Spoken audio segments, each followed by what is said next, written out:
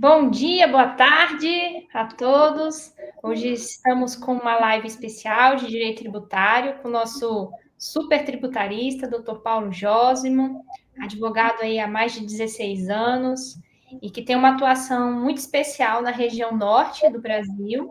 Ele vai comentar hoje para a gente um julgado muito importante do STJ, que impacta muito, né, quem atua ali na Zona Franca de Manaus.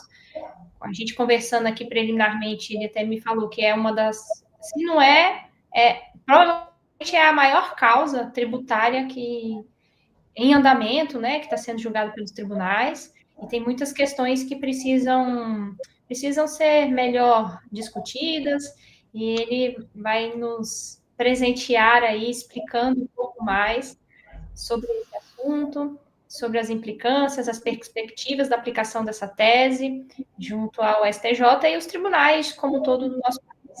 Doutor Paulo Jósimo, mais uma vez é uma maravilha ter você aqui conosco, nosso super diretor do nosso instituto, que agrega sempre muito.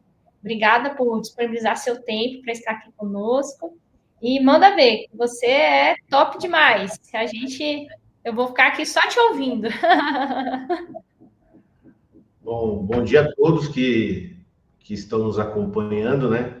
Bom dia especial aqui à doutora Larissa e a todos os membros do IRTS, instituto ao qual eu tenho muito orgulho de ter sido parte na fundação, nos trabalhos e na condução desse trabalho maravilhoso que a gente tem feito aqui em prol não só da advocacia, mas em prol de todo o jurisdicionado, né? Então, dentro da nossa vocação aqui de tribunais superiores, eu estou com a missão complexa de substituir a doutora Adriene, que sempre faz esse trabalho de atualizações de julgados referentes à matéria tributária diante do STJ e o STF.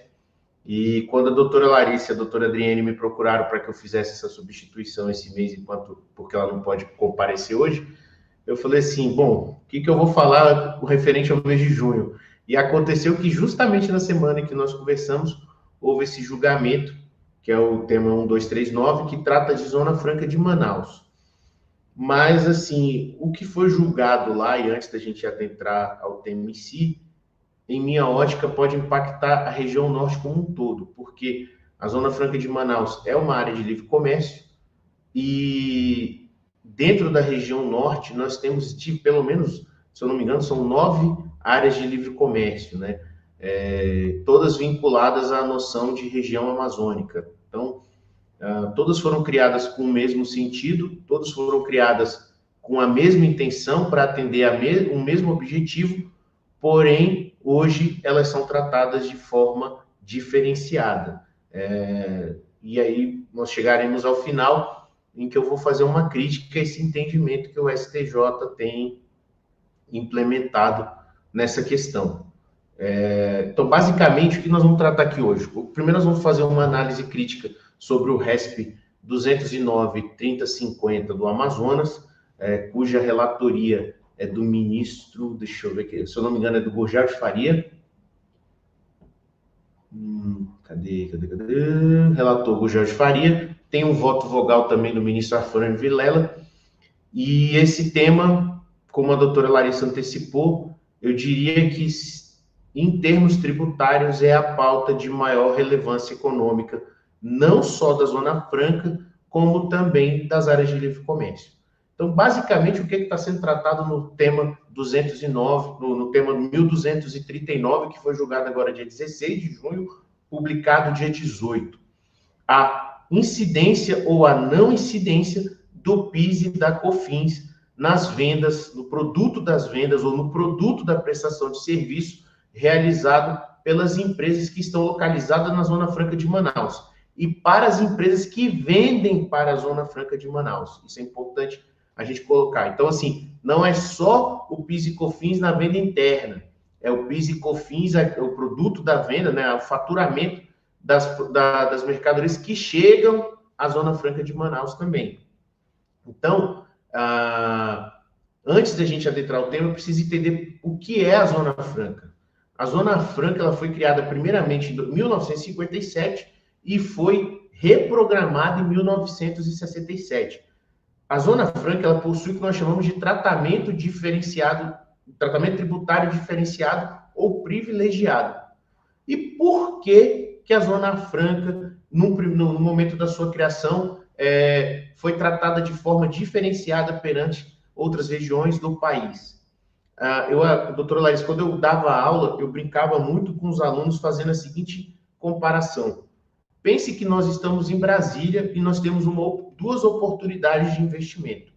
Um investimento eu vou fazer lá em São Paulo, que é uma área com potência industrial, com acesso terrestre, com ambiente social relevante, com profissionais que estão altamente capacitados e técnicos dentro desse ambiente industrial e social muito evoluído, e eu tenho esse mesmo dinheiro para investir, esse mesmo capital para investir lá na região norte, que no caso de Manaus, naquele momento, é no meio da região amazônica, a depender do local, de difícil ou dificílimo acesso, com frete extremamente caro, porque é longe, com a parte técnica não tão evoluída, porque não experimenta a realidade de São Paulo, e com um baixo desenvolvimento. Eu fazia essa pergunta aos meus alunos, e todos respondiam de bate-pronto. Não, professor, eu vou para São Paulo, porque eu teria mais vantagem. Então eu falava, o que você precisa, então, para não ir para São Paulo e ir para o Amazonas, lá para a Zona Franca, olhando aqui para o caso do termo 239. Não, professor, precisaria de um incentivo. E aí a sistemática do legislador foi justamente essa. Vamos criar um incentivo de natureza fiscal, e aí nós temos diversos exemplos. Nós temos redução de base de cálculo, nós temos tratamento diferenciado na importação, na entrega de mercadorias, nós temos, e aí no caso aqui do PIS e COFINS, a possibilidade de ser zerado. Então, para que essa região pudesse se desenvolver e estar em possível concorrência com outros estados do país, foi pacificada a necessidade desse incentivo, né? Então, um dos incentivos é esse que nós vamos tratar aqui agora. E aí, a Zona Franca, desde 67, está dito lá no seu artigo 4º do Decreto-Lei 288, que o tratamento que seria dado à Zona Franca, ou seja, para quem vende para a Zona Franca ou para quem está vendendo lá dentro, equipara-se a uma exportação. E lá na Lei 10.637, na 10.833 do PIS e da COFINS, está dito que são isentos de tributação, ou tem o Gurgel de Faria trata no tema de alíquota zero, não sofrem a incidência do PIS e da COFINS. Os produtos, o produto da venda, o produto da arrecadação advindo da exportação. Então, por conta dessa equiparação à exportação, havia essa discussão se aplica ou não a incidência do PIS e da COFINS. E essa discussão ela já vem de longa data. E o que começou a acontecer? O TRF já tinha uma posição consolidada a favor do contribuinte, no sentido de acolher essa noção, e o STJ tinha uma jurisprudência vacilante. Num dado momento, era a favor do contribuinte por essas razões que eu indiquei, e no outro momento passou a ser favorável à Fazenda, por entender que a lei não estava sendo tão clara assim nesse sentido. Então, por isso, houve a necessidade de um repetitivo. E aí, só para a gente ilustrar o porquê que foi acolhido um repetitivo, o voto, se eu não me engano, o voto vogal do ministro Afrânio deixa claro que havia um estoque de processos no STJ de 361 demandas acerca disso. E aí eu quero chamar a atenção também que havia um outro problema, que também é um problema das áreas de livre comércio, que é o seguinte: muitas dessas empresas receberam o benefício, tiveram reconhecimento do benefício via liminar, passaram a não tributar, mas por uma ordem do julgador, eles tinham que informar nas obrigações acessórias o seguinte: esse é o valor do PIS, esse é o valor do COFINS. eu não estou pagando esses 2 impostos, porque conforme o processo número tal, eu tenho uma liminar nesse sentido. Então, haviam muitas empresas que já estavam usufruindo do benefício via liminar, ou seja, da parte futura, né?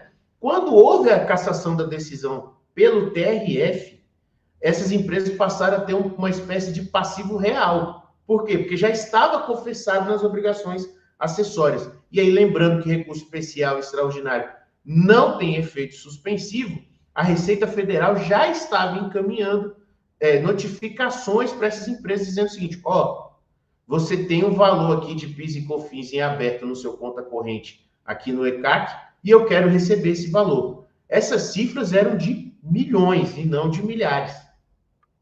Por isso a necessidade de se pacificar de uma vez por todas esse julgado, tá? Então não tinha só a preocupação futura, nós tínhamos uma preocupação retroativa referente a passivo e caso o entendimento fosse favorável, nós teríamos uma preocupação retroativa de restituição ou quem sabe até compensação para outros débitos. Feita essa introdução aqui que eu trouxe para vocês, eu vou compartilhar na tela aqui. Ixi, eu não sei como é que compartilha aqui nesse... tá aqui.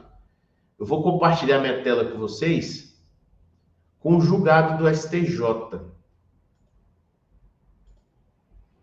Tá aí na tela o tema, né? O 1239, o voto.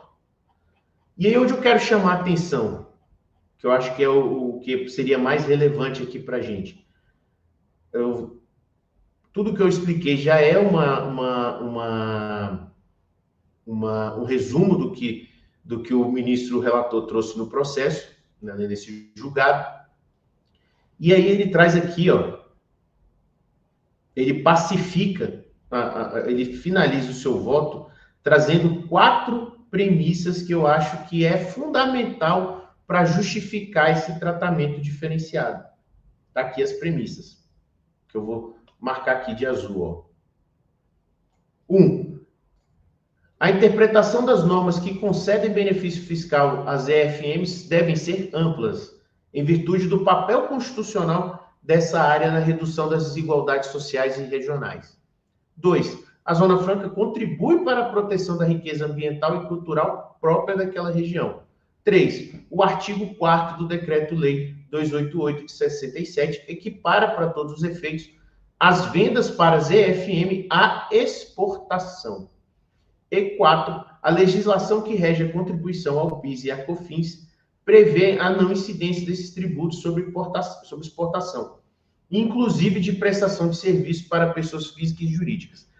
Esse ponto 4, ele também era um gargalo de divergência, porque havia julgado que entendia que a isenção ou a não incidência ou a inexigibilidade do PIS e da COFINS era restrita à relação com pessoas jurídicas. E aí, se você olhar, por exemplo, para um grande atacadista, para um atacadista ou para algum varejista, essa decisão não atingiria o seu foco principal, porque um atacadista e um varejista localizado na Zona Franca tem a sua grande relação com as pessoas físicas, né, com o consumidor final. Então, não representaria um benefício fiscal tão grande assim. Então, foi necessário, e aí, pelo voto do ministro Afrânio Vilela, eles utilizaram uma interpretação extensiva para dizer o seguinte, não só para vendas de pessoas jurídicas, como também para as vendas de pessoas físicas. Então, toda e qualquer venda de mercadoria. Só que eles foram mais além. Havia também uma outra discussão acerca de, seria esse benefício restrito a faturamento advindo de venda de produtos e mercadorias, ou também poderia ser advindo de faturamento decorrente de prestação de serviço. Então, também a primeira sessão do STJ pacificou o tema via repetitivo de que não era só apenas para venda de pessoa jurídica e pessoa física, como também de venda de mercadorias e produtos e prestação de serviço. Então, ao final, restou pacificado o enunciado aqui, que eu estou procurando, né? Devia ter deixado marcado, mas está aqui. Para fins previstos no 1039, está falando repetitivo, propõe a definição da seguinte tese. não incidem a contribuição do PIS e da COFINS sobre as receitas advindas da prestação de serviço e da venda de mercadorias nacionais nacionalizadas a pessoas físicas e jurídicas no âmbito da Zona Franca de Manaus. Então, a interpretação legislativa que foi dada aqui no 1239 é: artigo 4º do Decreto-Lei 288 equipara a exportação, o produto da venda das pessoas jurídicas que estão localizadas na Zona Franca e quem vende para a Zona Franca. E 2, e que essas vendas são para pessoas físicas e jurídicas decorrentes de venda de produto e prestação de serviço. E isso está onde? Lei 10.637, que rege o PIS, e a 10.833, que rege a COFINS, que ratificam essa noção dizendo o seguinte: o produto da venda destinado à exportação também não é tributado por essas duas contribuições. Então, basicamente, essa questão você pode até me perguntar, Paulo, vai chegar ao STF? Acho pouco provável que essa questão chegue ao STF, porque o tema 363, tema repercussão geral 1363 do Supremo, deixa muito claro que o Supremo já definiu que teses de PIS e COFINS na Zona Franca de Manaus são matérias de natureza infraconstitucional. Então, o Supremo provavelmente não vai tratar dessa discussão em âmbito constitucional, porque ele entende que a violação aqui, caso tivesse algum debate, seria apenas reflexa, tá? Então, eu acredito que o STJ está colocando uma pá de cal nesse assunto com relação à Zona Franca. Fica aí também um segundo questionamento. A nossa legislação trata a Zona Franca como uma área de livre comércio. E aí eu quero chegar num problema que já se detectou de um impacto econômico de natureza tributária enorme e que já em breve vai ter que ser também abordado de alguma forma pelo STJ. E qual é a questão que nós estamos trazendo aqui? A Zona Franca de Manaus é uma área de livre comércio. E por ser uma área de livre comércio, ela está incluída no que nós chamamos de ZEE, Zona Econômica Especial. A Zona Franca de Manaus é a única região, é a única área do Brasil que está incluída numa ZEE ou que tem tratamento de área de livre comércio? Não. Nós temos Brasileia, nós temos Guajará-Mirim, nós temos Boa Vista e Bonfim, nós temos Cruzeiro do Sul e nós temos Macapá e Santana. O que liga todas essas regiões à Zona Franca de Manaus, à noção de área de comércio, à Zona Econômica Especial? Todas elas estão localizadas na região norte do país. Então, eu me atrevo a dizer para vocês que tanto a Zona Franca de Manaus quanto as áreas de livre comércio foram criadas pela mesma razão, ou seja, intenção de desenvolvimento social, tecnológico, industrial e de IDH dessa região. Ou seja, foi criado na região norte uma zona de atração de investimentos para que ela pudesse concorrer com as outras regiões do país, como a Sul e a Sudeste, por exemplo. E aí vem a minha crítica. Por quê? Posição clássica do TRF que perdurou até meados de 2020, até 2020 e 2021. Os benefícios fiscais que são previstos para a Zona Franca de Manaus, entre eles o que a gente está conversando aqui, que é a não incidência do PIS e da COFINS, são estendidos às áreas de livre comércio, de forma que quem está vendendo para a área de livre comércio ou quem vende dentro da área de livre comércio também vai se equiparar à exportação. E aí vem um desdobramento preocupante do entendimento do STJ. Por quê? Eu vou puxar aqui um exemplo de um voto do TRF, processo 1185, dígito 09/2016, 401-3100, lá do Amapá. Por coincidência, eu sou um dos advogados que fazia parte do trabalho aqui. O que está dizendo esse voto aqui? Onde eu quero chamar a atenção de vocês? Olha o que ele diz, que a área de livre comércio de Macapá e Santana foi instituída por uma lei de 91 e regulamentada pelo decreto 517 de 92, com a finalidade de promover o desenvolvimento daquele estado e de incrementar as relações bilaterais com os países vizinhos, segundo a política de integração latino-americana. Isso é importante chamar a atenção, que uma outra preocupação que tem as áreas de livre comércio, elas são geralmente regiões fronteiriças, tá? Então, a intenção é justamente melhorar a relação com os outros países da América do Sul e aqui em cima das Guianas, né? Olha que interessante. O TRF dava um tratamento assemelhado à Zona Franca. O que ele disse? O STJ afirmou jurisprudência no sentido de COFINS e PIS alcança as empresas sediadas na Zona Franca de Manaus que vendem produtos para outras empresas na mesma localidade. O mesmo tratamento dado à Zona Franca deve ser conferido às áreas de livre comércio. Benedito Gonçalves, em 2012, ministro Arnaldo Esteves Lima, em 15 de 8 de 2011. Então, o STJ, até 2020, dava esse enfoque favorável ao contribuinte. Ele dizia o seguinte, como elas foram criadas com a mesma intenção, com a mesma razão, com o mesmo objetivo, eu vou dar uma interpretação extensiva do que é Zona Franca de Manaus, também para as demais áreas de livre comércio. Só que isso mudou no ano de 2020.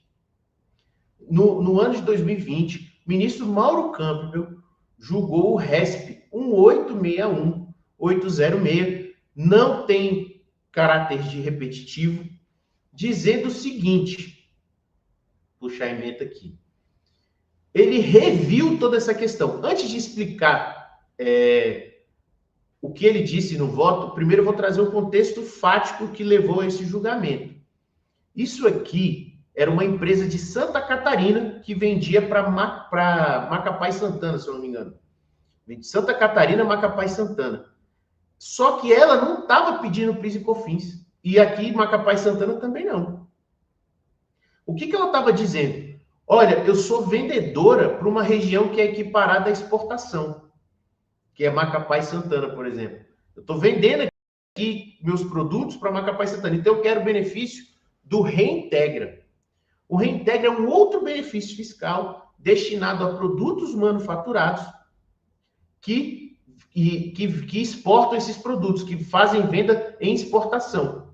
Só que o Reintegra, e aí eu quero chamar a atenção, o Reintegra pressupõe que a mercadoria saiu dos limites territoriais do Brasil. A exportação aqui, que trata o Reintegra, ela de fato ocorreu. A equiparação à exportação da Zona Franca e da área de livre comércio não espera que a mercadoria saia do país. É apenas um benefício para que tenha desenvolvimento. São benefícios fiscais diferentes.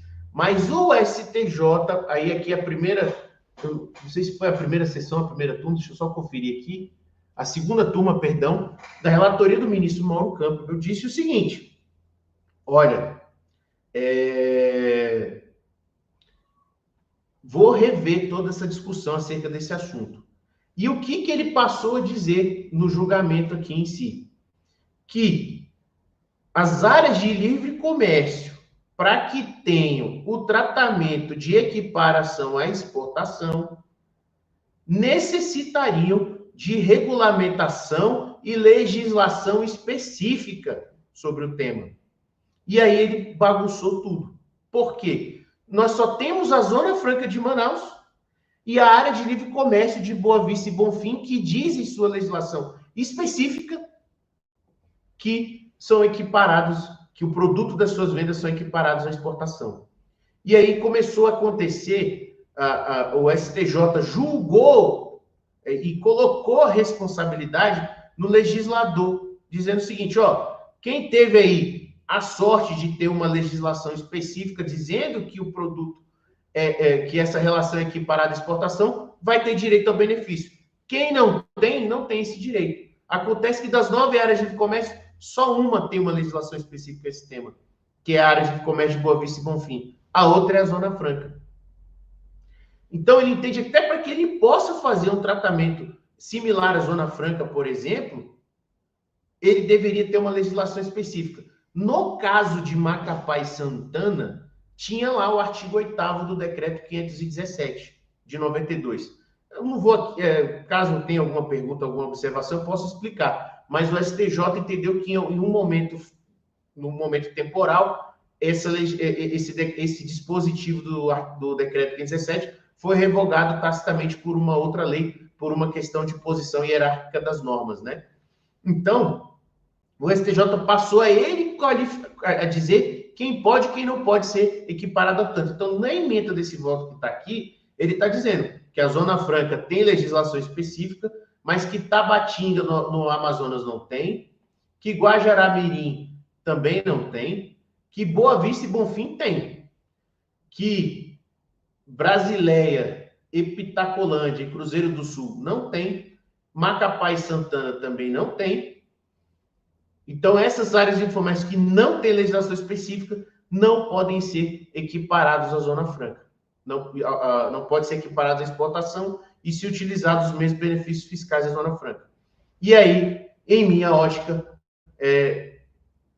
venho tecer alguns comentários que me assustam um pouco. Por quê? Veja que isso é um julgado da segunda turma. Isso não é um julgado da primeira sessão. Deste julgado da segunda turma, o TRF, que tinha uma posição, TRF Primeira Região, que tinha uma posição clássica a favor do contribuinte, mudou por completo a sua posição. E mesmo sem a Fazenda se manifestar nesse sentido nos seus recursos de apelação ou remessa necessária, o TRF está aplicando o entendimento do STJ. Mais grave ainda é que o STJ, recebendo os recursos especiais, os agravos, seja do contribuinte ou da Fazenda, tem julgado monocraticamente esses casos, aplicando a súmula 83, indicando que por esse julgamento e alguns decorrentes dele, fizeram o que nós chamamos lá de jurisprudência consolidada do tribunal. Primeiro, acredito que esse julgamento ele é infeliz. Porque ele não fala desse benefício fiscal na ótica da criação da área de livre comércio de Macapá e Santana. Ele está falando de reintegra, que é outro benefício fiscal com outra disposição legislativa e com outra intenção que o legislador tinha no caso. Então, em primeiro lugar, para mim, não há similitude fática entre esses casos. 2, reservar a um ato efetivo do legislador ou colocar a culpa no legislador por uma omissão ou não regulamentar as outras áreas de livre comércio também não me parece o mais acertado, porque todas as áreas de livre comércio do país e a Zona Franca de Manaus estão posicionadas na mesma região, que é a região norte. 3, essa decisão vai implicar, sim, em encarecimento de produtos naquela área. Porque pegue, por exemplo, Macapá e Santana. O Amapá, em especial, é um estado que possui 73% da sua área preservada pela questão amazônica. Ou seja, 27% do estado apenas é que pode ser habitado. Do 1 milhão, o estado do Amapá praticamente tem 1 milhão de habitantes, tem um pouco menos que isso. Mais de 60% da sua população está concentrado na capital, em Macapá. Macapá você não chega por via terrestre, você só chega por via fluvial, você vai de carro, o seu transporte vai até Belém, e de lá você tem que ter uma logística fluvial ou aérea para se chegar a essa capital. Então, esse benefício fiscal, ele não foi pensado para fazer empresário ficar mais rico, para o empresário botar no bolso o dinheiro que seria referente a esses tributos. Não foi para isso. Esse benefício fiscal foi pensado principalmente para reduzir o custo da mercadoria que chega lá. Para reduzir o custo. E já há estudos da FEComércio lá da região dizendo que as mercadorias vão ter um aumento, já sofreram um aumento de em torno de 7% a 9%. E o principal, as empresas que lá estão mesmo com esse benefício fiscal, não estão em pé de igualdade com as que estão aqui no Sul e no Sudeste. Com a imposição desse benefício fiscal, passará a ficar em vantagem maior ainda, né? Em desvantagem maior ainda. Então, acredito que o trabalho que nós, advogados, que temos uma atividade muito participativa junto à região norte tem, é buscar a revisão desses julgados, né? Principalmente esse da área de livre comércio. Acredito que o ideal era que se pensasse lá no princípio da isonomia tributária e da uniformidade geográfica que está no artigo 150 e 151 da Constituição.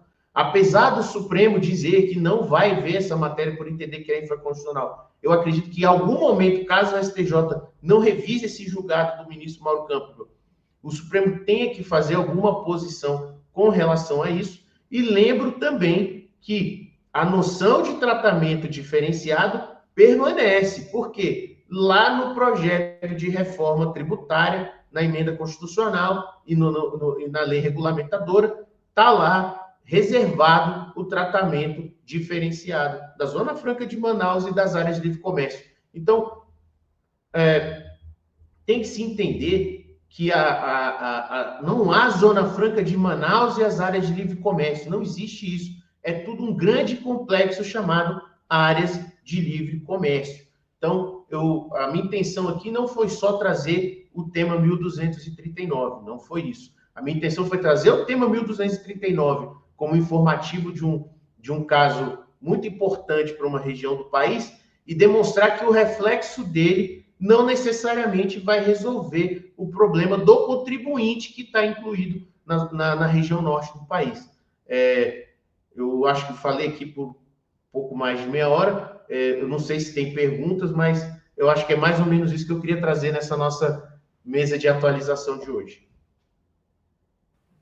Doutor Jósimo, com a maestria de um grande professor, consegui entender perfeitamente qual é a discussão.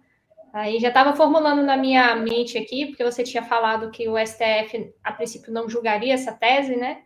Mas dessa questão do princípio da uniformidade, aí eu pensei, vou perguntar para o doutor Paulo Jósimo o que ele acha, se o STF realmente não teria que intervir nisso, né? Mas ele já respondeu a minha pergunta. Vamos lá, eu acredito assim, o tema 1363, repercussão geral 1363, ele fala que as questões de PIS e COFINS na Zona Franca de Manaus são entendidas como matéria infralegal.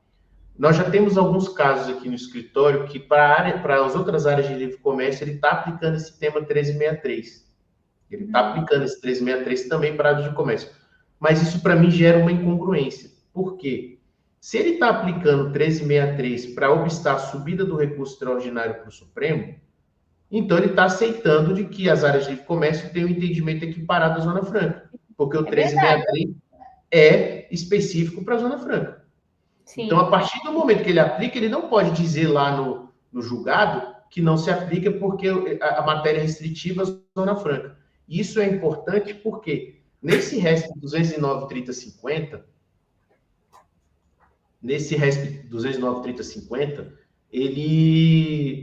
a Câmara de Dirigentes Lojistas de Boa Vista e Bonfim pediu o ingresso como amicus curiae antes do julgamento, antes do repetitivo, e no dia 7 de maio, se eu não me engano, o ministro Gugel de Faria indeferiu o pedido de amicus curiae por destacar que naquele processo não estava sendo tratada a extensão para as áreas de livre comércio. Só que quem parar para ler lá o acórdão vai ver que é a mesma coisa que seria para a área de livre comércio. São as mesmas razões que seriam aplicadas à área de livre comércio. Então, para mim, reforça ainda mais a noção de que está se havendo uma espécie de tratamento diferenciado entre ambos os casos. E o STJ tem reservado até o momento, né? Tem reservado exclusivamente ao ônus do legislador que não legislou ou que deixou de legislar em algum momento sobre essas questões. E aí eu queria também fazer uma ressalva que todas essas regiões, principalmente Macapá e Santana, e se eu não me engano, Tabatinga também, eles têm, nas suas leis de criação, eles falam o seguinte, tudo que for aplicado a Boa Vista e Bonfim, que na época Boa Vista e Pacaraima, hoje é Boa Vista e Bonfim, tudo que for aplicado para elas se aplica para mim também. Olha a noção de que elas estão todas interconectadas de alguma forma, né? Juridicamente interconectadas. O STJ diz o seguinte, que se em algum momento isso aconteceu, hoje não acontece mais. Então, assim, esse benefício que era interconectado, ele reservou uma atuação do campo legislativo. E aí ele dá um outro problema, porque da mesma forma que aconteceu na Zona Franca, também acontece nessas áreas de comércio. Diversas empresas ingressaram com pedido na justiça, tiveram reconhecimento via liminar, tiveram reconhecimento em sentença, tiveram reconhecimento em alguns casos no TRF, e chega agora no STJ, caça a decisão do TRF, caça a liminar, e ele passa a ter um passivo que não existia. E aí eu volto no exemplo do atacadista, do varejista, ou de um importador, por exemplo. Eu garanto a vocês que nós estamos falando de caso de questão que na região lá das áreas de comércio vai passar de bilhão.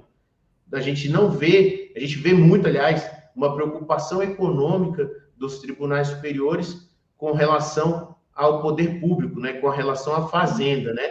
Geralmente a gente fica estarrecido com algumas decisões do STJ e do Supremo, olhando para o lado do prejuízo ao erário, né? E a gente não vê essa mesma preocupação com o contribuinte. Então, nós estamos num momento de reforma tributária, de início de reforma tributária, uma reforma tributária que isso é papo para outro dia, mas eu tenho diversas críticas, acredito que a reforma tributária vai ser muito insumo para advogado, então o advogado tem que estar comemorando, né? Nós temos muito insumo para trabalho aí nos próximos 10 ou 20 anos, então nós estamos no momento de reforma tributária e a gente não viu uma preocupação dos tribunais e do legislativo em qual cenário que essas empresas ingressarão na reforma. Por exemplo, a gente não vê no âmbito da CBS, por exemplo, que vai substituir o PIS e a COFINS, como vai ser feito o tratamento das empresas que possuem crédito. Elas vão poder compensar? Porque, tecnicamente, boa parte da CBS era o PIS e a COFINS, e o projeto de reforma não fala de compensação. Esse dispositivo da emenda constitucional que tratou diferente Zona Franca e área de livre comércio, ele está muito raso no quesito regulamentação em relação a essas áreas. Como que vai ficar essa situação? O único benefício vai ser só a redução da base de cálculo? Então, eu acredito que o Supremo vai ter que, em algum momento, não gostaria que a gente precisasse do Supremo, mas eu acho que o Supremo, em algum momento, vai ter que se debruçar com relação a isso. Nem que seja para ele dizer também que a área de livre comércio é matéria infralegal reservada ao STJ. Mas ele vai ter que enfrentar esse tema, porque não está claro a posição de igualdade ou não entre essas áreas de livre comércio. Excelente, doutor Paulo. Estamos caminhando, então, aqui para o final da nossa discussão, dos nossos julgados. Quero agradecer os seus conhecimentos, e essa matéria é uma matéria específica, e como o doutor Paulo tem uma atuação intensa na região norte, ele tem conhecimento, né, de toda a legislação local, e isso faz muita diferença, porque eu, particularmente, não tenho conhecimento dessa legislação.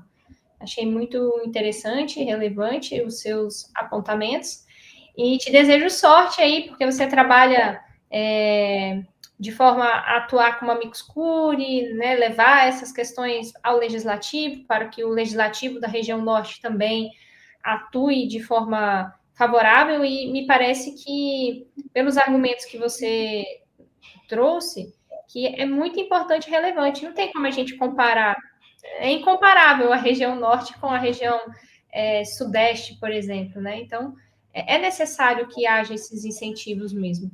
Então, doutor Paulo, muito obrigada, um grande abraço e até a próxima, né? Eu agradeço mais uma vez participar aqui do Instituto. Quando a gente fica mais na direção, a gente prefere que outros venham e abrilhantem o nosso trabalho aqui em conjunto. mas sempre que a gente é provocado, eu estou sempre à disposição. Às vezes a agenda não permite, mas sempre que a agenda permite, a gente está junto aqui, fazendo esse trabalho que para mim é muito prazeroso e muito gostoso. Agradecer quem acompanhou a nossa transmissão aí até o final. Deixo aí as minhas redes sociais, @paulojosmo no Instagram, para quem quiser conversar, trocar uma ideia, tirar alguma dúvida. E também do Instituto, né? @Instituto IRTS. Forte abraço a todos. Muito obrigado mais uma vez e até logo. Até logo, doutor Paulo Josme. Olha, você está me devendo me levar aí, hein, para conhecer essa região norte, não esquece. Você tem que fazer um evento do Instituto lá, hein? Faremos, hein? Ó, ano que vem, acho que até o ano que vem esse evento tem que sair. Tá nas suas mãos. Com certeza. Um abração, até mais. Tchau, tchau.